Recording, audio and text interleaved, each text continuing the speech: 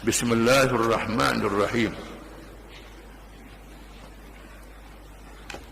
Peristiwa kedatangan jin itu adalah suatu pertolongan Allah Subhanahu wa taala melalui bala tenteranya dari alam ghaib yang tidak diketahui keseluruhannya malaikat Allah Subhanahu wa taala bila Allah menurunkan wahyu kepada Nabi SAW menceritakan adanya rombongan jin mendengar Nabi baca Quran,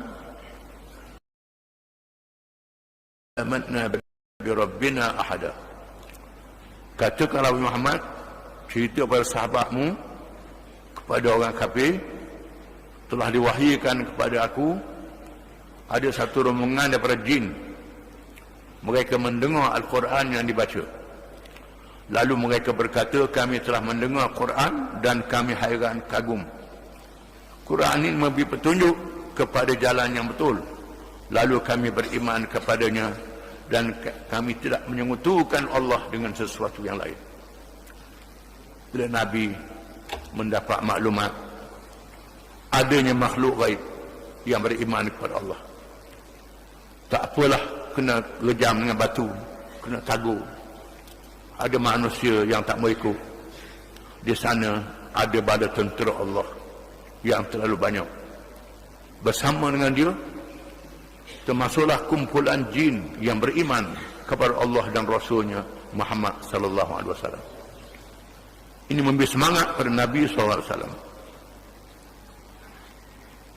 Walaupun Rasulullah SAW tidak menyedari kedatangan mereka pada kali yang pertama itu, tetapi ayat-ayat yang diwahyukan kepadanya menceritakan kedatangan jin itu menjadi suatu berita yang memberi kecemerlangan dan kegemilangan kepada masa depan dakwah.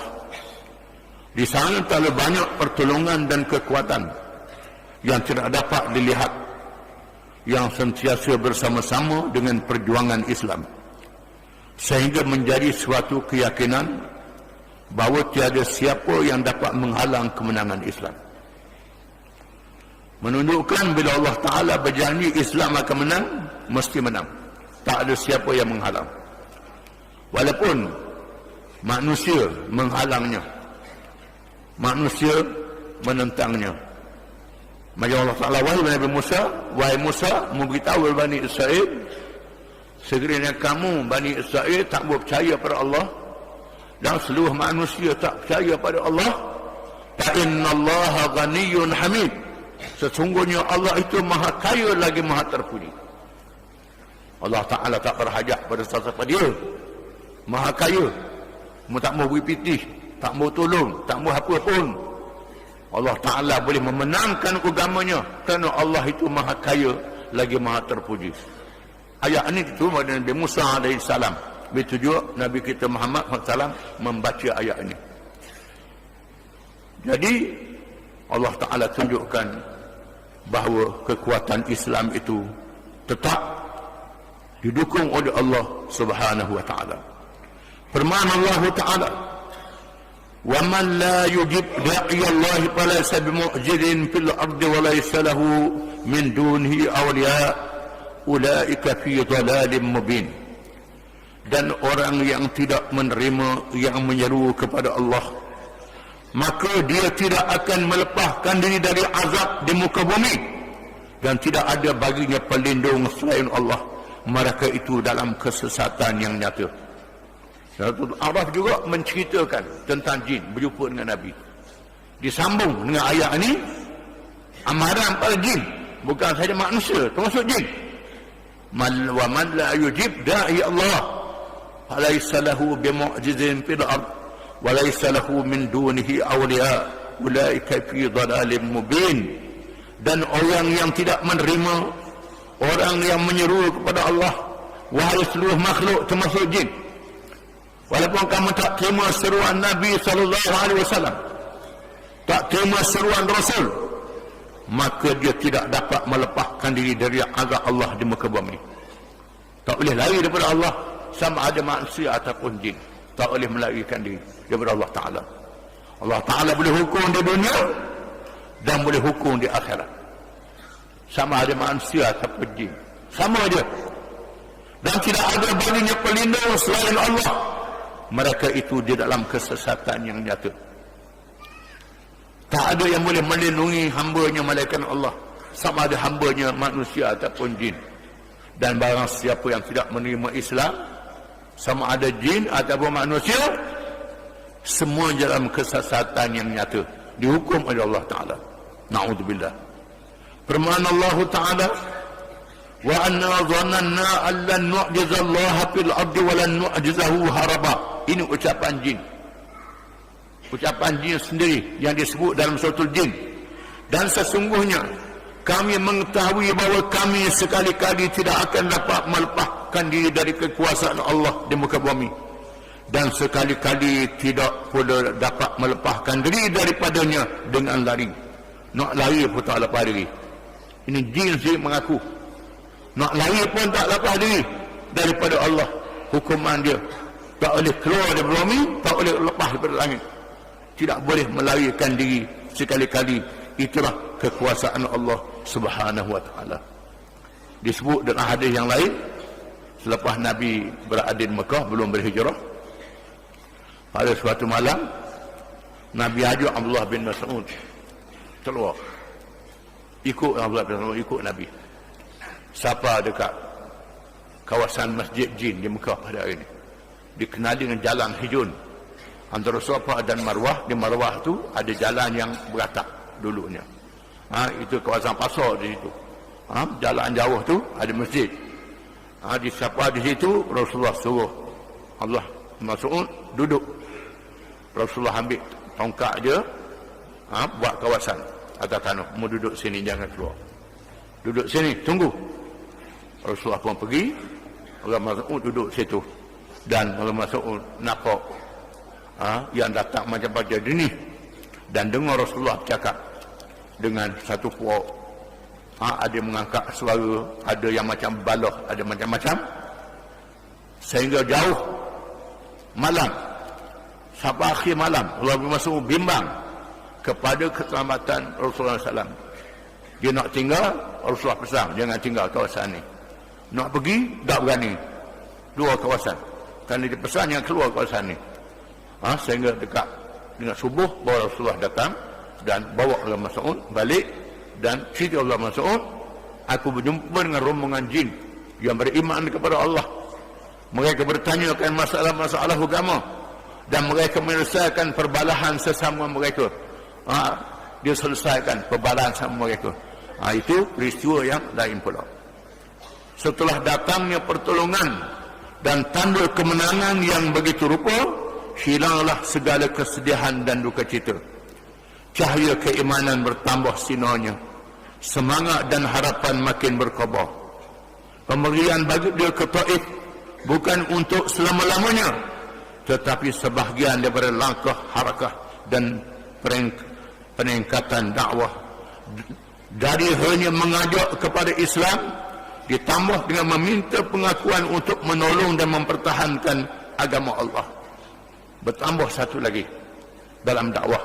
Dan dia pergi ke Taif dengan tujuan untuk mengajak orang Taif masuk Islam, dan orang Taif berjuang bersama dengan dia. Itu peningkatan. Kalau di Mekah ajak masuk Islam saja, tak sebut lagi masalah perjuangan yang lebih. Di Taif ni untuk mengajak orang ikut Islam dan berjuang untuk lawan mereka yang menentang Islam. Termasuk yang ada di Mekah, mereka untuk menegakkan sebuah kerajaan yang mendaulatkan syariat Allah Subhanahu Wa Taala. Tempat bertolaknya gerakan Islam tidak seharusnya di satu tempat sahaja. Oleh itu orang Islam diarah supaya berhijrah ke Habasyah. Meskipun Islam mendapat perlindungan di Habasyah, tetapi ianya tidak sesuai untuk menjadi pengkalan yang kuat. Sebaliknya, suasana semenanjung tanah Arab sahaja yang mempunyai peranan yang berkesan untuk dijadikan pengkalan. Perjalanan baginda ke Taif bukan sebarangan, tidak sekadar hanya mengajak manusia kepada Islam, tetapi mencari pengkalan dakwah selain dari Mekah. Walau bagaimana sekalipun bagi dia pulang juga ke Mekah, tempat pertama turunnya wahyu dan tempat berkumpulnya jamaah haji dari seluruh pelosok semenanjung Arab. Wadi Nakhlah masih ditinggal, mereka pun bertolak menuju ke Mekah. Nabi berhasrat nak balik ke Mekah juga. Taif hanyalah sebagai pengkalan baru di luar Mekah untuk mengajak penduduknya memberi kekuatan dengan masuk Islam. Namun Mekah tetap menjadi pengkalan. Walaupun Habasyah rajanya sudah masuk Islam, Habasyah tidak sesuai untuk menjadi pengkalan. Mekah adalah pengkalan yang dipilih oleh Allah Subhanahu wa taala, dibuka oleh Nabi Ibrahim alaihi salam untuk dilahirkan zuriatnya Nabi akhir zaman melalui Ismail, lahir Muhammad sallallahu alaihi wasallam. Mekah tempat berkunjung penduduk yang datang dari seluruh pelosok dunia di akhir zaman, dipilih oleh Allah taala. Di awalnya pengunjung kabilah-kabilah Arab, mereka datang berhimpun di Mekah. Mekah tempat yang paling penting, Mekah tak boleh ditinggalkan. Maka Nabi tidak terus berada di Nakhlah berehat dan mesti balik ke Mekah juga. Apabila Zaid bin Harithah mengetahui hasrat Rasulullah SAW untuk terus pulang ke Mekah dan menyedari betapa bahaya dan besarnya cabaran yang akan dihadapi, beliau bertanya kepada Rasulullah bagaimana Rasulullah SAW hendak memasuki dan menghadapi orang musyrikin yang telah menghala baginda dengan menghala baginda. Zaid kata Rasulullah, macam mana kita nak buat, nak balik Mekah pula? Mekah orang hala kita dah, nak bunuh kita. Di Taif, pergi Taif orang hala kita pula, nak bunuh kita juga. Nak buat macam mana? Nak balik Mekah pula? Dengan tegas Rasulullah SAW menjawab, ya Zaid, inna Allah azza wa jal lima tara farajan wa makhrajan wa inna Allah nasirun dinahu wa mudhirun nabiyahu. Wahai Zaid, sesungguhnya Allah akan menjadikan apa yang kami lihat, yang kamu lihat, pasti ada kelapangan.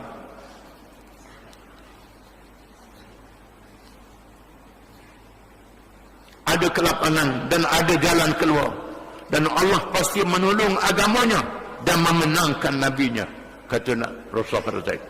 Wahai Zaid, jangan bimbang, Allah Ta'ala akan mengadakan jalan keluar pada akhirnya. Allah Ta'ala akan memenangkan nabinya pada akhirnya. Terah Nabi jawab pada Zaid.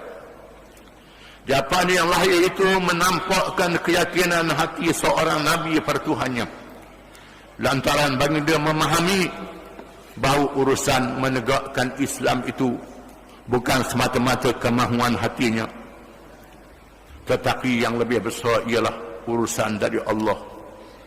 Di sana pasti Allah Subhanahu wa taala tidak akan membiarkan begitu sahaja atau mensia-siakannya. Sebagai seorang yang bersungguh-sungguh beriman kepada Allah dalam arti kata yang sebenarnya, dan diyakini semua makhluk adalah terlalu kecil di sisi Allah, bahkan tidak peduli penat dan lelah, serta bersedia untuk berkorban apa sahaja, kerana segala yang dilakukan dan diperjuangkan itu adalah urusan dari Allah yang maha suci dari segala kekurangan, maha penyayang lagi maha perkasa. Lainlah kalau apa yang diperjuangkan itu tidak ada kena-mengena dengan agama Allah Subhanahu wa taala. Manusia dan makhluk-makhluk adalah habuk yang halus di sisi Allah Subhanahu wa taala. Ini urusan Allah, bukan urusan manusia. Kalau ini urusan Allah, tak ada siapa yang boleh menghalang kehendak dan kekuasaan Allah Subhanahu wa taala. Walaupun hari ini menghadapi kesusahan, menghadapi kepayahan, Allah Ta'ala mesti memberi kemenangan kepada Rasulnya, sebagaimana Rasul zaman dulu, termasuk Muhammad sallallahu alaihi wasallam. Macam kita baca sebelum ini, Nabi Musa alaihi salam yang mengajak Bani Israel keluar dari Mesir daripada kezaliman Fir'aun. Setelah Bani Israel ikut Nabi Musa, sampai di Laut Merah, tersekat dengan laut. Dalam masa yang sama, tentera Fir'aun yang jumlahnya 1 juta sampai dari belakang. Mereka hanya ratus ribu saja. Ramanya tentera Fir'aun sehingga asap menjulang ke langit. Asap kuda yang banyak untuk menyerang. Bani Israil kata, inna lamudrakun, kita akan dapat dibunuh sekarang. Habislah kita, wahai Musa. Muajak sangat lari, duduk di Mesir model-model ada, walaupun dalam keadaan seksa. Sekarang apa jadi? Laut di hadapan, tak dia nak lari dah, habis kita. Apa jawapan Nabi Musa alaihi salam? Kalla inna ma'i rabbi sayahdin. Nabi Musa kata, kalla, tidak sekali-kali. Fir'aun tidak boleh membinasakan kita. Ini perintah Allah. Allah Ta'ala perintah kita suruh keluar. Inna ma'i rabbi sayahdin. Bersama dengan aku, Tuhan aku. Tuhan akan tunjuk pada aku, kata Nabi Musa dengan tegas. Oleh kerana ini perintah Tuhan, Tuhan akan tunjuk apa jalannya. Kalau mati, matilah. Mati masuk syurga lalu, takut apa? Takut apa? Ataupun Tuhan nak menangkan di dunia, maka berlakulah mukjizat. Mukjizat ialah Nabi Musa memukul tongkat dengan perintah Allah. Laut menjadi lorong-lorong, mereka selamat. Tentera Fir'aun ditenggelamkan oleh Allah sekali dengan Fir'aun. Ini berlaku zaman dulu. Maka Nabi yakin, Nabi kita Muhammad SAW yakin kepada pertolongan Allah Subhanahu Wa Taala. Dakwah Nabi kita lebih besar lagi. Bukan Mesir saja. Nabi Musa Mesir, Bani Israel. Ini untuk seluruh dunia. Seluruh dunia. Kuasa besar Parsi, Rom, China, India, Mesir, semua dunia. Termasuk kuasa besar yang ada pada hari ini. Mesti diajak pada Islam. Macam mana Islam nak menang? Dalam keadaan orang Islam dah dikepung. Nabi pada peringkat awal dikepung di Mekah, pergi ke Taif kena kepung pula. Macam mana? Ini urusan Allah Subhanahu Wa Taala.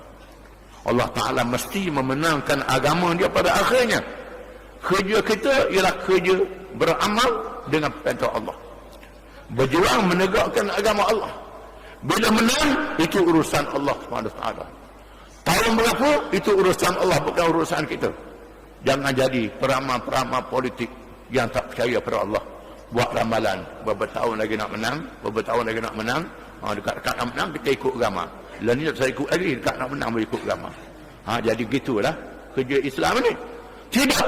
Allah Ta'ala uji manusia. Siapa yang ikhlas dengan Islam ni. Rasulullah SAW tidak pulang ke Mekah secara tergesa-gesa, tetapi dengan amat teliti. Pulang dengan amat teliti. Terlebih dahulu bagi dia singgah di Gua Hira. Singgah di Gua Hira, tempat menerima wahyu yang pertama, dan menghantar urusan menemui Al-Akhnas bin Syariq untuk meminta perlindungan. Wallahu a'lam.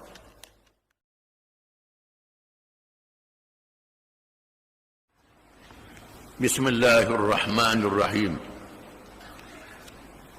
Rasulullah SAW tidak pulang ke Mekah secara tergesa-gesa, tetapi dengan amat teliti. Terlebih dahulu baginda singgah di Gua Hira dan menghantar utusan menemui Al-Akhnas bin Syariq untuk meminta perlindungan. Setelah dibelasah di Taif, dihentam dengan batu, direjam, tubuh berlumuran dengan darah, bersama dengan sahabatnya Zaid bin Harithah radhiyallahu anhu. Nabi berundur di Taif dan tidak terus pulang ke Mekah. Duduk di Gua Hira, gua tempat menerima wahyu yang pertama. Iqra bismi rabbikal ladzi khalaq. Duduk di situ dengan Zaid bin Harithah dan suruh merisik untuk meninjau dan berjumpa dengan orang yang agak lembu Al-Akhnas bin Syariq. Baginda pun bagaimanapun Akhnaf tidak mahu memberi perlindungan. Akhnaf bin Syarif takut nak beri perlindungan kepada Nabi SAW. Artinya Nabi mencari orang-orang yang kuat pengaruhnya untuk memberi perlindungan, memberi himayah. Di sini dalam keadaan yang terdesak, kita boleh mencari orang-orang yang bukan Islam, yang lembut. Orang yang bukan Islam, yang dia tak masuk Islam tapi dia tidak menentang. Kalau dia ada simpati, ada hati perut untuk beri perlindungan. Nabi suruh berjumpa dengan Akhnaf bin Syarif. Akhnaf tak berani. Kemudian dia temui Suhail bin Amr. Berjumpa dengan Suhail bin Amr, iaitu orang yang menjadi wakil pemimpin musyrikin ketika perjanjian Hudaybiyah. Jumpa dengan Suhail bin Amr. Dia juga tidak mahu memberi perlindungan. Suhail tak mahu perlindungan juga. Tak beri perlindungan. Akhirnya meminta pertolongan dari Mut'im bin Adi. Bukan Mat'am, Mut'im bin Adi. Itu salah saja. Mut'im bin Adi. Mut'im bersedia dan terus mengarahkan anak-anaknya supaya melengkapkan diri dengan senjata. Mut'im sanggup membimbingkan Nabi SAW. Mut'im seorang yang terpengaruh di Mekah, mempunyai anak-anak yang hebat. Mut'im suruh anak dia bersedia dengan senjata, bawa pedang, bawa senjata, untuk mengiringi Nabi SAW masuk ke Mekah, walaupun dia kafir lagi. Rasulullah SAW kemudian pun masuk ke Mekah dengan kawalan bersenjata dari Mut'im bin Adi dan anak-anaknya. Lalu Nabi masuk Mekah. Masuk dengan kawalan Mut'im bin Adi dan anak-anak. Mut'im ini tak masuk Islam. Mereka mengawal di 4 penjuru Kaabah. Mereka kawal di 4 penjuru Kaabah untuk menjaga keselamatan. Sementara itu Rasulullah SAW dan Zaid bin Harisah menunaikan tawaf. Tawaf lagi. Di sini ulama mengatakan tawaf qudum. Tawaf masuk ke Mekah adalah wajib. Kita pergi umrah, pergi haji, kalau terus tawaf, itu termasuk dalam tawaf qudum. Tawaf masuk ke Mekah. Mut'im mengisytiharkan kepada orang ramai bahawa ia dan keluarganya melindungi Muhammad. Mut'im kata, aku dan keluarga aku melindungi Muhammad, jangan siapa kacau. Kalau kacau aku lawan. Di mana orang jahiliah dia bangga bila dia lindungi orang tak punya kacau, menandakan dia hebat. Menjadi kebanggaan dia. Seterusnya Rasulullah SAW dihantar pulang ke Mekah. Nabi dihantar pulang ke rumah dia di Mekah dengan selamat. Abu Jahal terasa bimbang dengan sikap Mut'im. Ia terus datang bertanya Mut'im, adakah kamu memberi perlindungan kepadanya sahaja atau kamu telah mengikut agamanya? Abu Jahal takut Mut'im masuk Islam. Takut Mut'im masuk Islam. Abu Jahal tanya Mut'im, mu masuk Islam ke mu lindung dia saja? Mut'im menjawab, aku hanya memberi perlindungan sahaja. Aku beri perlindungan, aku tak ikut agama dia. Dengan jawapan itu Abu Jahal tidak merasa bimbang dengan sikap yang diambil Mut'im. Itu menjadi biasa dalam kalangan masyarakat jahiliah, boleh beri perlindungan kepada sesiapa, di mana adab ini diakui oleh Islam. Islam menerima adab ini. Sekiranya berlaku peperangan dengan pihak musuh Islam, tiba-tiba ada seorang Islam, dia ada kawan kalangan musuh Islam itu, kawan tu minta perlindungan, dia beri perlindungan, maka tak boleh dikacau lagi. Perlindungan seorang Islam diiktiraf, diakui dalam hukum syarak. Ini kalau negara Islam, kerajaan Islam merintah membenarkan seorang Islam memberi perlindungan, disebut dengan jaminan kepada sesiapa saja orang bukan Islam. Ini aku jangan kacau dia, ini di bawah lindungan aku, ini diiktiraf. Jadi adab ni diakui oleh Islam. Menunjukkan bagaimana Islam ini satu agama yang mengiktiraf, yang mengakui apa sahaja perkara yang baik daripada pihak lain. Budi yang diberi oleh Mut'im bin Adi telah dikenang oleh Rasulullah sallallahu alaihi wasallam meskipun dia terus menganut agama kafir. Walaupun Mut'im tak masuk Islam, Nabi menerima perlindungan daripada orang yang bukan Islam. Di sini banyak pemimpin Islam dan ulama-ulama di negeri Arab, termasuk yang tinggal di negara komunis, yang dihukum, yang nak ditangkap, nak dipenjara. Mereka tak boleh mengumpulkan pengikut di negeri masing-masing. Mereka berhijrah ke negara-negara barat. Ada negara barat seperti Denmark, Sweden, Belanda, England yang memberi suaka politik. Disebut dalam istilah hari ini suaka politik. Perlindungan politik kepada tokoh-tokoh, pemimpin dan orang-orang di negara mereka di atas nama demokrasi, di atas nama hak asasi manusia. Hak asasi manusia disebut dalam Quran, wa in ahadun minal musyrikin istajaraka fa'ajirhu hatta yasma'a kalam Allah thumma ablighu ma'manah.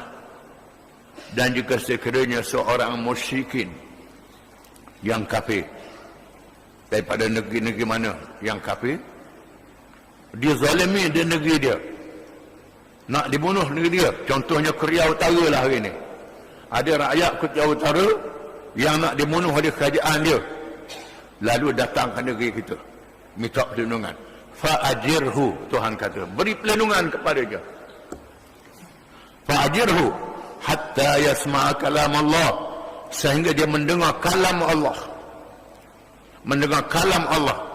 Sum ablighu ma'manah, kemudian sampaikan ke tempat yang aman. Ini ayat Quran. Ayat Quran. Kemudian kalau dia tak masuk Islam, jangan paksa dia, dan tak boleh dihantar balik.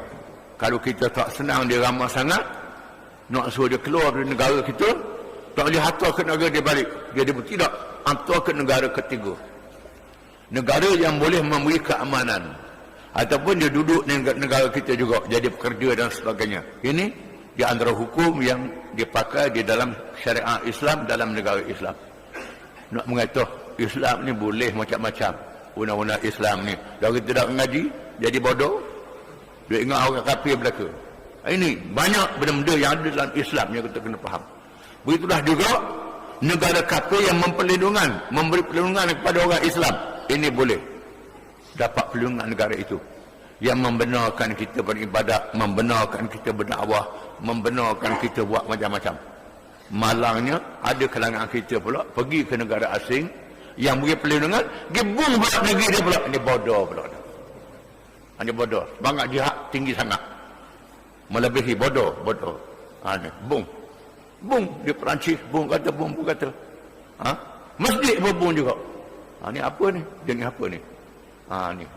Ini punah habis.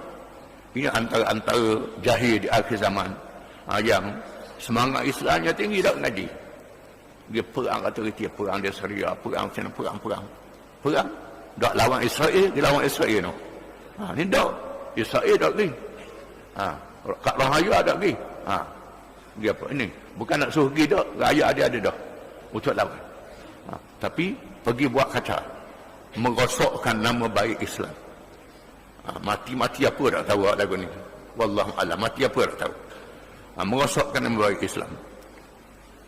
Rasulullah SAW pernah bersabda dengan tawanan perang Badar, katanya, kalaulah masih hidup Mut'im dan ia meminta aku membebaskan ke semua tawanan ini, nescaya aku bebaskan mereka. Bila Nabi berhijrah ke Madinah, tahun yang kedua hijrah, berlaku peperangan Badar. Dalam perang Badar, tentera Islam menang, di mana banyak pemimpin jahiliyah dibunuh dalam perang Badar, termasuk Abu Jahal dan lain-lain. 70 orang ditawan. Macam mana nak buat tawanan ni? Lalu Nabi membuat syarat. Yang pertama, orang yang boleh bayar tebusan, maka dia bebaskan. Yang kedua, dia boleh hajar 10 orang anak orang Islam, pandai baca dan menulis, ajar menulis, ajar baca, sehingga pada baca menulis 10 orang, maka dibebaskan. Dibebaskan. Di antara Nabi kata kalau Mut'im bin Adi masih hidup, masa itu dia dah mati dah, mati kafir. Kalau Mut'im bin Adi masih hidup dan dia mahu bebaskan tawanan ini, aku bebaskan dia, kata Nabi, kerana menghargai sikap baik dan mengenang budi yang ditunjukkan oleh Rasulullah SAW. Hendaklah menjadi pengajaran kepada kita. Kita hendaklah membezakan di antara orang kafir yang bersikap keras dan orang kafir yang bersikap damai dengan kita.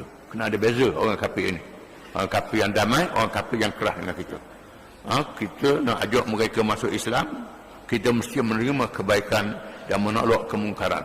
Jangan hak baik dia pun kita tolak juga. Itu tak betul. Salah dari segi pendekatan dakwah. Wallahu a'lam.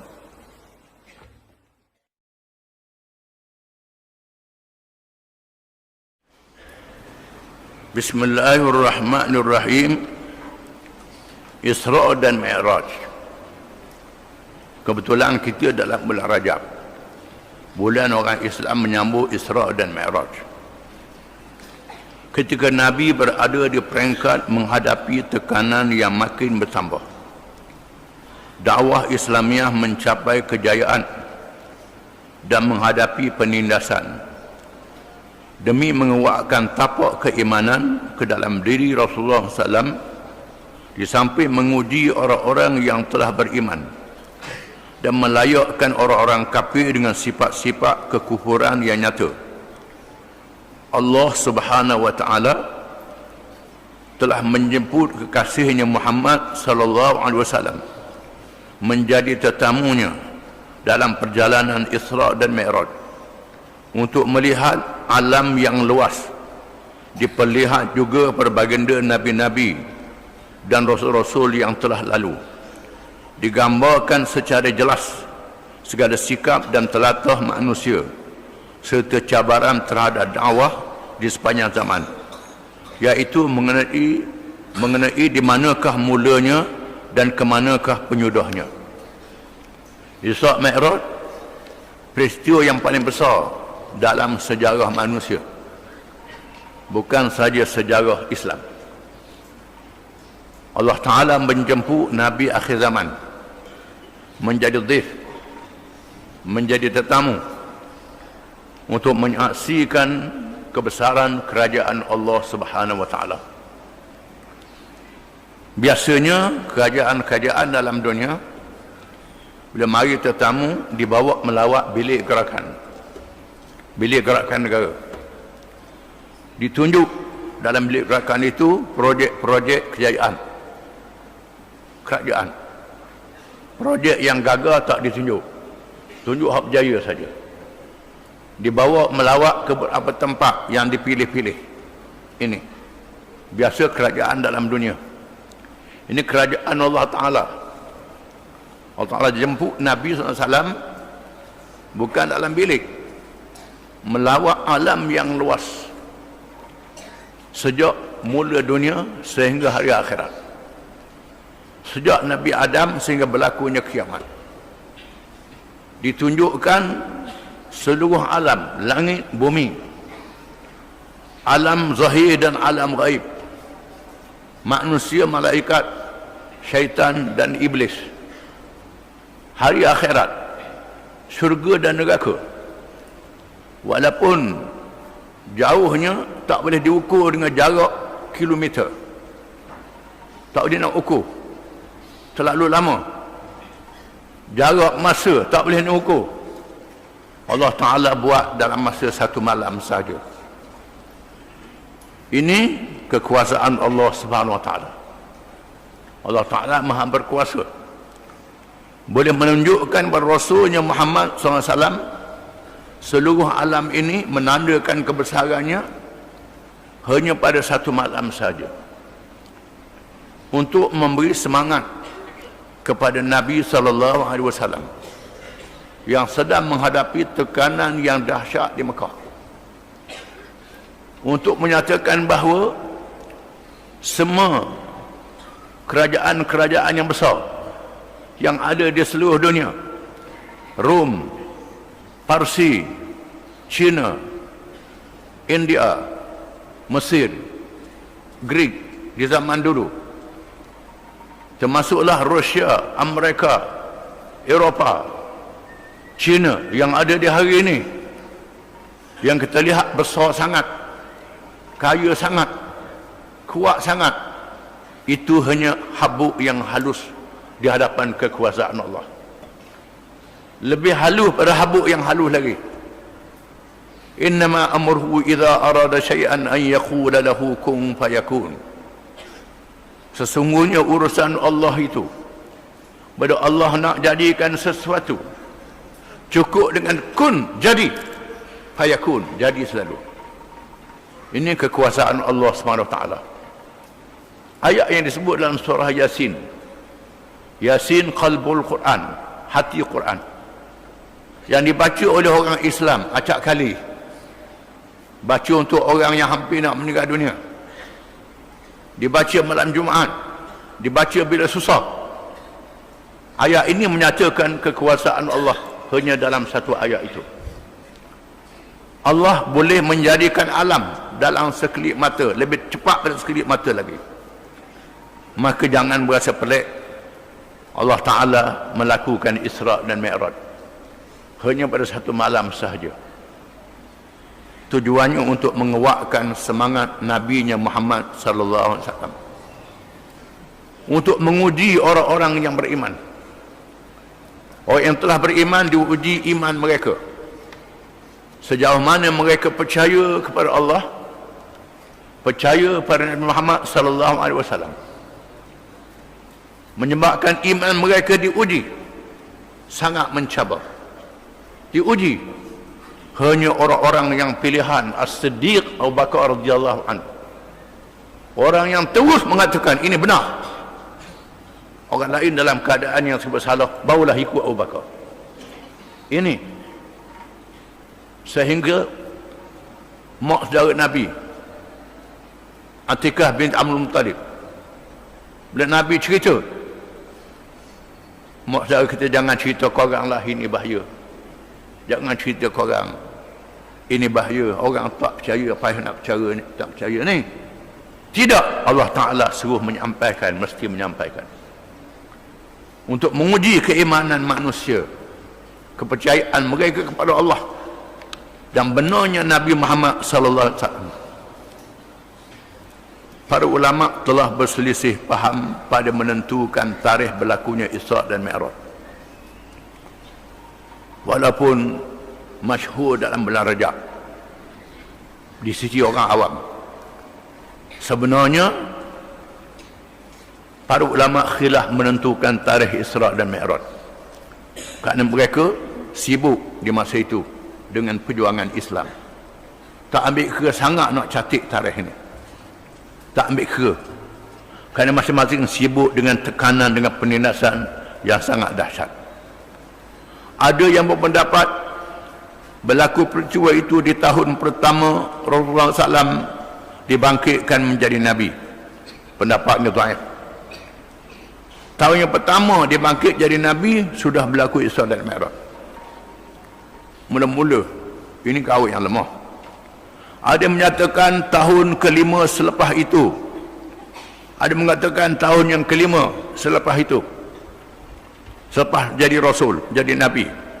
Pendapat ini ditarjihkan oleh Imam Nawawi dan Qurtubi. Ada yang menyatakan berlakunya pada malam 27 Rajab, tahun ke-10 selepas nubuah. Pendapat ini ditarjihkan oleh Al-Allamah Al-Mansur Puri, ulama dari India. Ada yang menyatakan berlakunya 16 bulan sebelum hijrah, 16 bulan sebelum hijrah ke Madinah, yaitu pada bulan Ramadan. Bulan Ramadan. bulan Ramadan. Tahun ke-12 selepas nubuah. Ada yang menyatakan berlakunya setahun 2 bulan sebelum hijrah, iaitu pada bulan Muharram. Ada mengatakan bulan Muharram berlaku Isra dan Mi'raj. Tahun ke-13 selepas nubuah jadi Nabi. Ada pula yang berpendapat ianya berlaku setahun sebelum hijrah, iaitu pada bulan Rabiul Awal, tahun ke-13 selepas nubuah. Wallahu a'lam bissawab. Ini ulama khilaf dalam menentukan bulan dan tahun berlakunya Isra dan Mi'raj. Walaupun masyhur kalangan kita 27 bulan Rajab. Sebenarnya ulama tidak sepakat dan menentukan tarikh ini. Masyhur saja 27 bulan Rajab. Maksud Isra itu ialah perjalanan yang menakjubkan. Di waktu malam bermula dari Masjid Haram di Mekah sehingga ke Masjid Aqsa Baitul Maqdis. Itu Isra. Berjalan waktu malam. Manakala maksud Mi'raj itu perjalanan selepas melalui 7 langit sehingga ke tempat yang tidak diketahui oleh makhluk akan hakikatnya. 7 langit yang ke-7, mengatasi 7 lapis langit Sidratul Muntaha. Ini Mi'raj. Jarak di antara bumi dengan bintang-bintang yang ada, yang kita nampak pada hari ini, ada di antaranya jarak berjuta tahun perjalanan cahaya. Bintang-bintang ni duduk di bawah langit dunia. Langit yang pertama. Ini berjuta-juta tahun perjalanan cahaya. Bukan perjalanan suara. Kapal terbang kita tengok perjalanan suara. Kapal terbang dah jauh bawa sapa, dia punya bunyi suara dia. Itu laju pada suara. Ini laju pada cahaya. Di mana cahaya lebih laju pada suara lagi. Ini tak boleh nak cipta alat yang laju macam tu, terbakar, panah, meletup. Tak boleh, manusia tak boleh nak buat enjin. Ini Isra dan Mi'raj, 7 petala langit. Kalau manusia tak boleh nak gedah ni, yang pertama tak boleh nak gedah dah. Bintang-bintang di bawah langit dunia tak boleh nak gedah dah. Boleh royak sampai ke bulan. Dia beritahunya. Nak tinggi tak boleh. Marikh itu satu bintang saja yang duduk teraka oleh ahli sains pada hari ini. Ini kehebatan Allah Ta'ala. Allah telah menyebut peristiwa Isra dan hikmahnya dalam Al-Quran dengan firman-Nya, Subhanalladzi asra bi'abdihi laylan minal masjidil haram ila al-masjidil aqsa alladzi barakna hawlahu linuriyahu min ayatina innahu huwas sami'ul basir. Maha suci Allah yang telah memperjalankan hamba-Nya pada suatu malam dari Masjid Haram ke Masjid Aqsa, yang telah kami berkati sekelilingnya agar kami memperlihatkan kepadanya sebahagian dari tanda-tanda kami. Sesungguhnya Dia adalah Maha mendengar lagi Maha melihat. Ini tentang Isra, tentang perjalanan dari Mekah ke Masjid Aqsa. Ini tentang Isra. Tentang Isra ini pun Allah Ta'ala memuliakan perkataan Subhanalladzi. Subhana. Sudah semakin kita sebut Subhanallah, Subhanallah, Subhanallah. Rukuk Subhan Rabbil Azim. Sujud Subhan Rabbil A'la. Subhana. Perkataan Subhana, Maha suci. Subhana dalam bahasa Arab mengikut ilmu nahwu maf'ulul mutlaq. Perbuatan yang terlalu kuat, lebih daripada sesuatu yang kita fikir. Maha suci Tuhan, Tuhan yang maha suci, yang tak ada bandingan dan tak ada tandingan. Disebut dalam hadis, kita sebut lepas mayang 33 kali subhanallah alhamdulillah Allahu akbar, itu pahalanya laksana pasir-pasir yang ada di bumi. Ini sudah semayang tembak lari dah. Tembak lari pas semayang. Tak nak kata Allah alhamdulillah Allahu akbar. Ini pahalanya meliputi langit dan bumi. Kebesarannya, Dia ampunkan dosa-dosa yang kecil sebanyak pasir. Ini kelebihan subhana. Alhamdulillah. Allahu Akbar. Subhana. Maha suci Tuhan yang telah menjalankan hamba-Nya di waktu malam. Asra, menjalankan. Bukan Nabi Muhammad berjalan sendiri. Bukan Nabi Muhammad berjalan sendiri. Dalam bahasa Arab, sara yasri, berjalan sendiri. Asra, Tuhan yang menjalankan dia. Tuhan yang menjalankan Nabi Muhammad SAW. Tuhan subhana, Tuhan yang maha suci daripada segala kelemahan persamaan dengan makhluk ini, yang menjalankan Nabi-Nya Muhammad SAW di waktu malam. Dia Tuhan yang menjalankan. Maka ini kekuasaan Allah Ta'ala. Kita kena faham. Kita ngaji dia dah tahu subhana menatang apa makna, dah tahu apa maksud, dah tahu. Ini kehebatan bahasa Al-Quranul Karim, bahasa Quran, bahasa Arab yang tak mampu diterjemah oleh semua bahasa-bahasa lain dalam dunia. Allah Ta'ala menurunkan Quran dalam bahasa Arab kerana bahasa Arab ialah bahasa rasmi bagi Allah pada hari kiamat. Mempunyai kehebatan maknanya. Di sinilah ada orang dengar Quran masuk Islam. Satu kisah yang sangat menarik, sebagai selingan yang sangat menarik. Seorang budak Yahudi tinggal di Perancis beberapa puluh tahun, berapa ratus tahun. Budak yang 7 tahun duduk di Paris, di Perancis, di perkampungan Yahudi. Di kampung Yahudi ini ada sebuah kedai. Tuan kedai ni orang Turki, orang Islam Turki yang tak tahu bahasa Arab. Perangai ni perangai Islam, duduk di Perancis. Ini cerita benar. Budak ni pergi kedai beli barang, kedai runcit. Lepas ambil barang, sawu ambil coklat, curi. Sawu ambil coklat. Orang tua ni keling tengok, tak marah. Tiap-tiap hari mai beli, ambil je coklat ni, curi. Tak beli, dia lock. Pergi satu hari dia mai beli, dah ambil coklat. Orang tua panggil mari. Tanya pasal apa dah ambil coklat. Kejut dia, orang tahu dia curi. Dia kata minta maaf lah. Tak apa, mu janji dengan aku, tambah curi lagi. Tiap-tiap kali membawa kedai aku beri hadiah saja coklat. Beri hadiah saja coklat. Tak payah curi, aku beri hadiah. Tiap-tiap kali mai aku beri hadiah. Setelah bertahun, budak yang 7 tahun jadi seorang pemuda. Pemuda umur 20-an. Dan siapa ekor umur pemuda, maka jadi mencabar kehidupan dia. Dia tengok orang tua ni baik sangat. Bila ada masalah, minta tolong orang tua ni, saya ada masalah susah.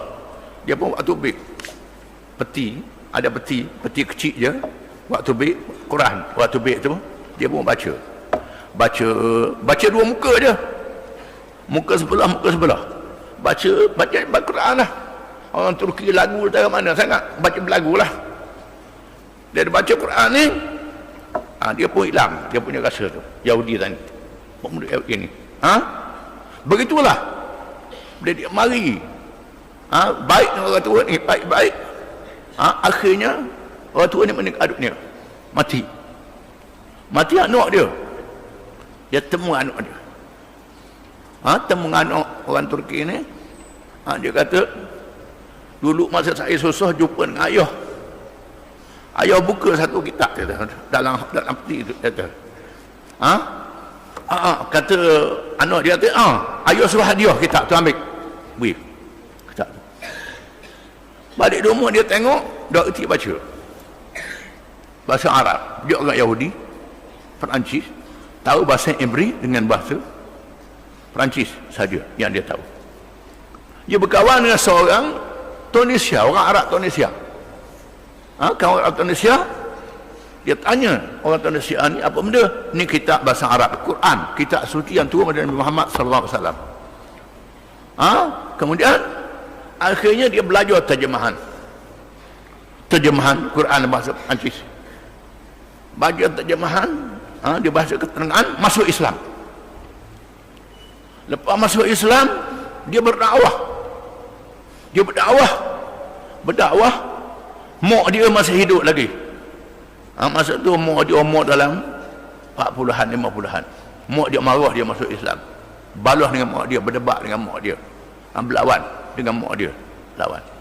Dia berdakwah sehingga dia berjaya mengislamkan lebih kurang 6,000 orang di Eropah. 6,000 orang Eropah, orang putih dia islamkan. Lepas tu dia pergi ke Afrika. Pergi ke Senegal. Pergi ke mana? Masuk dalam kabilah Zulu di Afrika. Berjaya mengislamkan berjuta orang Zulu. Juta orang Zulu masuk Islam. Di Afrika, dia meninggal dunia. Baru dalam 7-8 tahun lepas meninggal dunia. Baru baru ini meninggal dunia. Orang baru tahu cerita ni. Mengejutkan. Mak dia yang Yahudi tadi, anak dia mati. Bila dengar anak dia ni masuk Islam, mak dia pula. Mak dia masuk Islam. Ini mukjizat Al-Quran Karim. Ni. Kita sedar Quran ni. Tapi dia nak lawan Quran macam. Nak lawan Quran. Tak tahu. Ini orang Eropah, orang Perancis. Kalau kita ni Asia, Melayu, Cina, India, bukan orang putih. Tunjuk lebih pada orang putih lagi. Lebih pada orang putih lagi nak lawan Quran. Ni mukjizat Quran. Jadi begitulah kehebatannya. Subhana, perkataan subhana menceritakan Isra dan Mi'raj. Perkataan yang sangat hebat. Allah juga menyebut kisah Mi'raj dan hikmahnya dengan firman-Nya. Mi'raj disebut dalam surah yang lain. Wa laqad ra'ahu nazlatan ukhra inda sidratil muntaha indaha jannatul ma'wa id yakhsha sidrata ma yakhsha ma azagha al-basar wa ma tagha laqad ra'a min ayati rabbihil kubra. Suratul Najm ayat 13 hingga 18. Dan sesungguhnya Muhammad telah melihat malaikat Jibril dalam rupanya yang asli pada waktu yang lain, yaitu di Sidratil Muntaha, tempat yang paling tinggi di atas langit yang ketujuh. Di tempatnya ada syurga Jannatul Ma'wa, tempat tinggal. Muhammad melihat Jibril ke Sidratul Muntaha, diliputi oleh sesuatu yang meliputinya. Penglihatannya tidak berpaling dari yang dilihatnya itu dan tidak pula melampauinya. Sesungguhnya dia telah melihat sebahagian tanda-tanda kekuasaan Tuhannya yang paling besar. Ayat ini menyatakan Nabi melihat Jibril di Sidratil Muntaha. Sidratil Muntaha ni di atas langit yang ketujuh. Saintis kata black hole. Kawasan ni kawasan yang paling tinggi yang tak boleh dinaiki oleh bintang kerwada sekalipun. Sehingga saintis mengatakan matahari yang besar ni kalau sampai ke kawasan itu hancur. Matahari hancur. Pada malam Isra dan Mi'raj, bila sampai dekat kawasan ini, malaikat Jibril tak boleh naik lagi. Tak boleh naik. Nabi boleh naik lagi keseorangan, tak ada Jibril. Menghadap Allah Ta'ala. Menghadap Allah Ta'ala. Jibril malaikat daripada cahaya. Cahaya tak boleh masuk ke kawasan itu. Malaikat kejadian daripada cahaya. Manusia daripada tanah. Daripada tanah. Syaitan, iblis daripada api. Iblis ni bangga sangat dia daripada api. Sekat tu je. Manusia daripada tanah ni boleh naik tinggi lagi. Martabat manusia yang hidupnya mencabar mengatasi martabat malaikat. Malaikat tak ada nafsu. Makan dok, minum dok, laki dok, puang dok, nikah kahwin dok. Tabiinya taat semata-mata pada Allah Ta'ala. Ni malaikat. Tak ada nafsu. Tak ada apa. Dijadikan untuk taat semata-mata. Tengok maksiat tak berasa. Ni malaikat Jibril, malaikat. Makhluk malaikat. Makhluk manusia ni hidup di bumi. Di bumi ni ada najis, ada bersih, ada jahat, ada baik, ada macam. Manusia hidup di bumi menghadapi cabaran yang ada di bumi dengan sifat-sifat yang ada pada manusia, hidupnya mencabar. Manusia yang punya ketahanan iman yang kuat mengatasi martabat malaikat. Ini kerana manusia perjuangannya, hawa nafsunya menyebabkan dia mencabar oleh malaikat. Maka manusia yang boleh mengatasi hawa nafsunya lebih tinggi pada martabat malaikat. Nabi-nabi dan Rasul alaihi wassalatu wassalam mengatasi martabat malaikat. Ini kehebatan nabi-nabi, rasul-rasul. Nabi Muhammad semulia nabi-nabi alaihi wassalatu wassalam dibawa tempat Sidratil Muntaha. Di Sidratil Muntaha ni Allah Taala tunjuk Jibril dengan rupa yang asal, nampak pada Nabi. Malaikat makhluk ghaib kita tak nampak. Jin makhluk ghaib. Kalau nampak mengupa, itu bukan rupa asal dia. Dia boleh mengupa macam-macam. Malaikat biasanya mengupa manusia yang cantik, yang lawa. Adapun jin, syaitan boleh menrupa macam-macam. Rupa burung, rupa ular, rupa anjing. Dia boleh mengupa. Rupa macam-macam lembaga yang besar. Itu bukan rupa asal dia. Asalnya makhluk ghaib. Di Sidratul Muntaha, Nabi ditunjukkan rupa asal malaikat Jibril yang mempunyai sayap-sayap yang banyak. Tak boleh dibilang banyak sayap dia. Banyak. Rupa yang sangat cantik. Satu sayapnya memenuhi ufuk sayup mata memandang. Ini kekuasaan Allah, kebesaran makhluk Allah Ta'ala. Ditunjuk Sidratul Muntaha untuk mengatakan bahawa Nabi sampai Sidratul Muntaha pada malam Mi'raj. Ini ayat Suratul Najm. Surah Isra tadi, Isra. Ini Mi'raj. Nabi sampai di situ, menandakan Nabi diterima menjadi tetamu Allah SWT. Wallahu a'lam.